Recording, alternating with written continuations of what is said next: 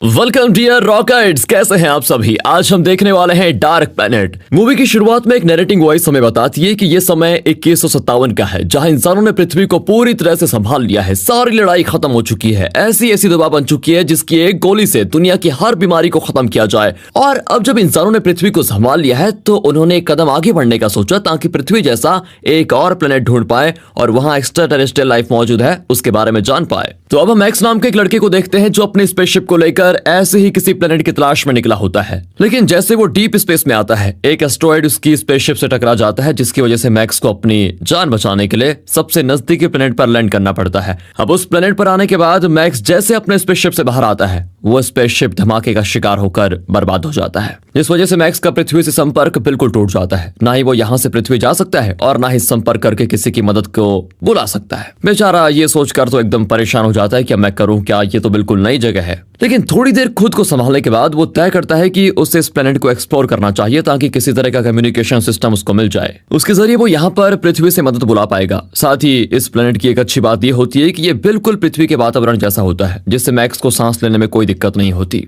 अब मैक्स जैसे ही आगे बढ़ता है तो वहां पर जैफ नाम का एक सोल्जर आता है जो इसी प्लेनेट पर रहता है। मैक्स को उसकी भाषा समझ में नहीं आती, इसलिए वो ट्रांसलेट करने वाले डिवाइस को अपने काम में लगा लेता है, ताकि वो उसकी भाषा को समझकर उससे बात कर पाए। जिसके बाद जैफ मैक्स को अथॉरिटी के लोगों को सौंप देता है, ताकि वो खुद इसे संभाल ले। फिर वो लोग मैक्स के सर पर किसी तरह का हेलमेट लगाकर उसकी सारी मेमोरीज को स्क्रीन पर देखने लग जाते हैं, ताकि मालूम कर पाए कि आखिर ये है कौन और कहां से आया है। अब सारे सोल्जर्स मैक्स को सिटी के कैपिटल में लेकर जाते हैं, जहां रास्ते से गुजरते हुए मैक्स को इस प्लेनेट पर रहने वाले आम लोग भी दिखाई देते हैं, जो खाने पीने की चीजों के लिए एक दूसरे से लड़ रहे होते हैं। आसपास का पूरा माहौल देखकर ऐसा प्रतीत होता है कि यहाँ के लोग आजादी के लिए लड़ रहे हैं। तभी आगे बढ़ते हुए मैक्स की नजर एक टावर पर पड़ती है। इस टावर को लेकर यहाँ के लोगों का मानना यह है कि ये उन्हें दुश्मनों से बचाता है। लेकिन तभी अचानक से वो टावर विस्फोट हो जाता है, जिसका मलबा मैक्स और उसके साथ ही जितने भी लोग मौजूद होते हैं उन पर ही गिर जाता है। इसमें कई लोग मारे जाते हैं, लेकिन जिस टैंक में मैक्स मौजूद था उसमें जेम्स नाम का एक सोल्जर भी शामिल होता है। इसलिए मैक्स जैसे तैसे उस टैंक से बाहर निकलकर दूर आ जाता है, जिससे दोनों की जान बच जाती है। तब जेम्स मैक्स को बताता है कि यह हमारे दुश्मनों को काम है, वो हमेशा इस टावर को बर्बाद करना चाहते थे, जिसमें आज वो कामयाब भी हो गए हैं। अब पता नहीं उनका अगला कदम क्या होगा। अब ये सुनकर मैक्स भी हैरान हो जाता है कि यहाँ भी लड़ाई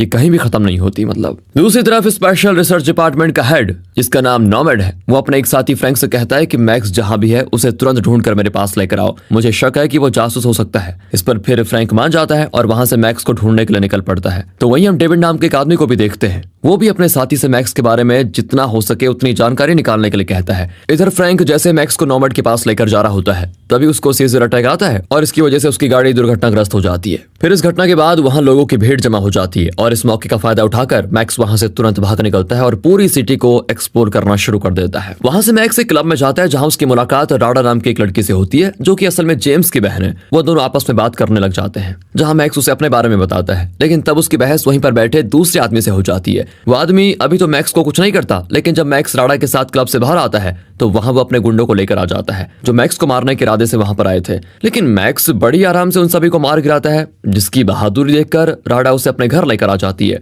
और तब वहां पर जेम्स भी आ जाता है। अब मैक्स उनसे इस प्लेनेट के बारे में पूछता है, जिस पर वो दोनों बताते हैं कि हमें इस प्लेनेट के अलावा दूसरे किसी भी जगह की जानकारी निकालना अलाउड नहीं है, और जिस सिटी में हम रहते हैं उस अथॉरिटी चलाती है, जिसका लीडर टॉम नाम का एक आदमी है। उसी ने हम सबकी प्रोटेक्शन के लिए पूरी सिटी में टावर लगाया है। लेकिन बाकी सिटी की अथॉरिटीज चाहती हैं कि सारी सिटी एक साथ होकर काम करे, लेकिन हमारी सिटी ऐसा नहीं चाहती। इसलिए बाकी सिटी जितनी भी है वो हमारी दुश्मन बन चुकी है, जो हम पर हमला करती रहती है और हमें पूरी तरह से बर्बाद करना चाहती है। ये जानकर मैक्स हैरान हो जाता है, जिसके बाद जेम्स मैक्स को भी सोल्जर की ट्रेनिंग देना शुरू कर देता है, ताकि वो भी दुश्मनों से खुद को प्रोटेक्ट कर पाए। साथ ही राडा और मैक्स धीरे धीरे एक दूसरे को पसंद करने लग जाते हैं। अब कैप्टन के कहने पर मैक्स और जेम्स के साथ बाकी कुछ सोल्जर्स एक मिशन पर जाते हैं। उस मिशन के अनुसार उन्हें कुछ रेबल्स को पकड़ना होता है, जिन पर अथॉरिटी को शक है कि शायद उन्होंने टावर को विस्फोट करने में दुश्मनों का साथ दिया हो। अब मैक्स जब उन रेबल्स के पास जाता है तो उसे वो सारे बिल्कुल नॉर्मल इंसान दिखाई देते हैं, जिन्हें बस अपने परिवार के साथ शांति से रहना पसंद है। तो आखिर ये लोग रेबल कैसे हो सकते हैं, ये उसके दिमाग में आ रहा होता है। लेकिन तब भी उन्हें पकड़कर अथॉरिटी के पास सौंप दिया जाता है, जहां उन्हें बहुत बुरे तरीके से मारकर ये पूछा जाता है कि क्या तुमने उस टावर को उड़ाने में दुश्मन की मदद की थी। जिस पर वो सारे लोग इतनी तकलीफ सहने के बाद भी इस बात को मानने से इनकार कर देते हैं कि उन्होंने टावर को गिराया है। अब मैक्स जेम्स से कहता है कि मुझे नहीं लगता कि रेबल्स बुरे हैं, वो आम इंसान ही तो हैं जिन पर हम जबरदस्ती अत्याचार कर रहे हैं। इसलिए अब मैं उन्हें अथॉरिटीज के लोगों से बचा कर ही रहूंगा, कुछ भी हो जाए। जेम्स उसे ऐसा करने से मना करता है, लेकिन मैक्स उसकी एक नहीं सुनता। और जब कैप्टन मैक्स को ऑर्डर देता है कि तुम्हें सारे रेबल्स को खत्म करना है, तो वो कैप्टन के कहने पर उन्हें उस जगह ले आ जाता है जहां उन्हें मारना था। लेकिन वहां आने के बाद वो चुपके से उन सभी रेबल्स को जंगल के रास्ते भगा भी देता है। और इस बारे में जब कैप्टन को पता चलता है तो वो गुस्से से आग बबूला हो जाता है। तब मैक्स उससे कहता है कि ये सारे रेबल्स नहीं बल्कि निर्दोष इंसान है जिन पर अत्याचार किया जा रहा है, इसलिए मैं उन्हें नहीं मार सकता। और तब ये सुनते ही कैप्टन मैक्स को शूट कर देता है, जिस चीज को देखकर जेम्स भी घबरा जाता है और उसकी मदद करने की कोशिश करता है। लेकिन कैप्टन जबरदस्ती उसको वहां से लेकर जाता है। अब कुछ समय के बाद मैक्स की आंख रेबल्स के बेस पर खुलती है जिन्होंने मैक्स को बचाकर उसका इलाज किया होता है। वो सारे लोग मैक्स को अथॉरिटी की सच्चाई बताते हैं कि अथॉरिटी के सारे लोगों ने पूरे शहर के लोगों को अपने कंट्रोल में ले रखा है, और तुमने जिस टावर को देखा था वही टावर जो सिटी के लोगों को दुश्मनों से बचाता है,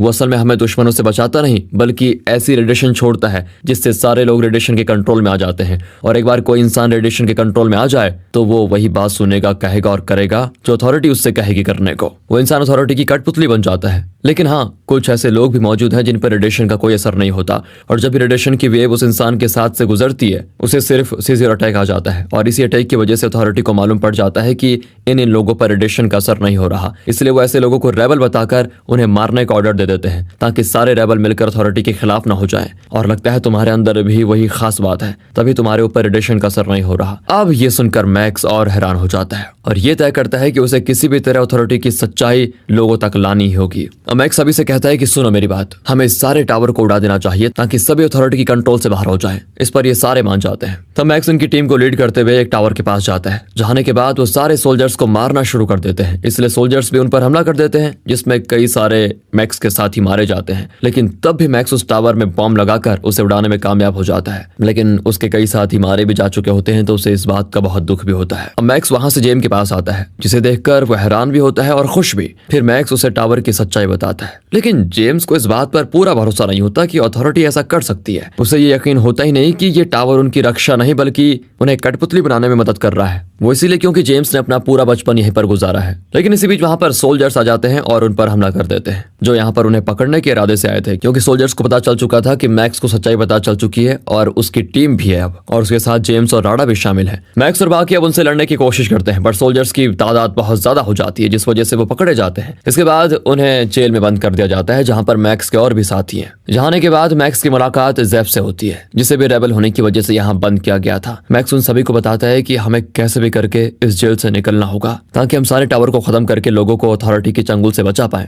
जिस पर वो सारे लोग मान जाते हैं। इसके बाद नॉर्मा डेविड के पास आकर कहता है, मैंने सुना है तुम किसी मैक्स नाम के इंसान की तलाश में हो, अगर वो तुम्हारे पास है तो उसे मुझे सौंप दो, मैं उसके बारे में तुम्हारे बॉस टॉम को बताना चाहता हूँ। लेकिन डेविड कहता है कि मैं मैक्स को नहीं जानता। साथ ही डेविड को भी सीजर अटैक आ जाता है। इसका मतलब साफ है कि वो भी रेबल में से एक है, लेकिन सारे लोगों से उसने अपनी पहचान छुपा के रखी हुई है। दूसरी तरफ मैक्स जेफ और एक कैदी के साथ चुपके से जेल के बाहर आ जाता है और वहां से टावर को विस्फोट करने निकल जाता है। लेकिन थोड़ी दूर आने के बाद उन पर कुछ रोबोट्स हमला कर देते हैं, इसलिए वो सभी जल्दी से इधर उधर छुपने लग जाते हैं ताकि सारे रोबोट से बच पाए। वहीं डेविड को जब पता चलता है कि मैक्स की बॉडी भी रेबल की तरह है, जिस पर किसी रेडिएशन का कोई असर नहीं होता, तो वो अपने एक साथी को तुरंत आदेश देता है कि जाओ और मैक्स को कहीं से भी ढूंढ कर मेरे पास लेकर आओ, वो भी जीवित। पर याद रहे, इस बारे में किसी को कानो कान खबर नहीं होनी चाहिए, वरना मैं तुम्हें जिंदा नहीं छोड़ूंगा। और इस पर वो उसकी बात मान जाता है। इधर मैक्स जेफ और उस आदमी से कहता है कि क्या हो अगर हम अथॉरिटी के सेंटर को ही उड़ा दे, जहां से वो सारे टावर को कंट्रोल करते हैं, मतलब जहां से सारे टावर्स को पावर मिलती है। इससे होगा ही कि सारे टावर्स एक साथ बंद हो जाएंगे। लेकिन जेफ कहता है कि ऐसा पॉसिबल नहीं है, टावर को बहुत ही अलग तरह से डिजाइन किया गया है, जिसके बारे में कोई नहीं जानता कि वो ऑपरेट कैसे और कहां से होते हैं। अब ये सुनकर मैक्स फिर परेशान हो जाता है कि आखिर करे तो करे क्या करे। जेफ आगे बताता है कि साउथ में कई लोग रहते हैं जिन पर भी रेडिएशन का कोई असर नहीं होता, लेकिन उनका हमारी सिटी के लोगों से कोई लेना देना है नहीं, वो हमारी मदद भी नहीं करेंगे। एक तो तभी वहां पर एक ऑटोमेटिक टैंक आकर सभी पर हमला करना शुरू कर देता है, पर मैक्स जैसे तैसे अपनी जान पर खेलकर टैंक में घुस जाता है और उसके ऑटोमेटिक कंट्रोल सिस्टम को बंद कर देता है। अब मैक्स अकेले उस टैंक को लिए सिटी के बॉर्डर के पास आता है ताकि वहां से साउथ जाकर उन लोगों को अपनी टीम में शामिल होने के लिए मना पाए। पर बॉर्डर पार आने के बाद सोल्जर्स मैक्स को रोक लेते हैं। उन्हीं में मैक्स को जेम्स दिखाई देता है, इसीलिए वो उसे अपने टैंक में डालकर सारे बैरिकेड्स तोड़कर बॉर्डर के बाहर आ जाता है, जहां रास्ते में वो फिर से जेम्स को ये यकीन दिलाने की कोशिश करता है कि सच में अथॉरिटी रेडिएशन से सभी लोगों को कंट्रोल में कर रही है। तब जाकर जेम्स को इस बात पर यकीन होता है, क्योंकि बॉर्डर क्रॉस करने के बाद उस पर रेडिएशन का असर कम हो गया था, जिसकी वजह से वो एकदम गुस्सा हो जाता है कि आज तक हमारे साथ धोखा हुआ है, और वो भी ठान लेता है कि अब मैं अथॉरिटी को छोड़ूंगा नहीं। इस पर मैक्स उसे अपने प्लान के बारे में बताता है कि हम साउथ जा रहे हैं, वहां के लोगों से मदद मांगेंगे ताकि सारे टावर्स को खत्म कर पाए, जिस पर जेम्स भी उसकी इस चीज में मदद करने के लिए तैयार हो जाता है। है और इसी सीन के साथ ये मूवी यहाँ पर खत्म हो जाती है। लगता है इसके आगे की कहानी दूसरे पार्ट में आएगी, जल्दी आएगी। दोस्तों मिलते हैं अगली बेहतरीन मूवीज के साथ। अगर आपको ये वीडियो अच्छी लगी हो तो लाइक कीजिए, चैनल को सब्सक्राइब, ध्यान रखेगा अपना, and finally thanks for watching.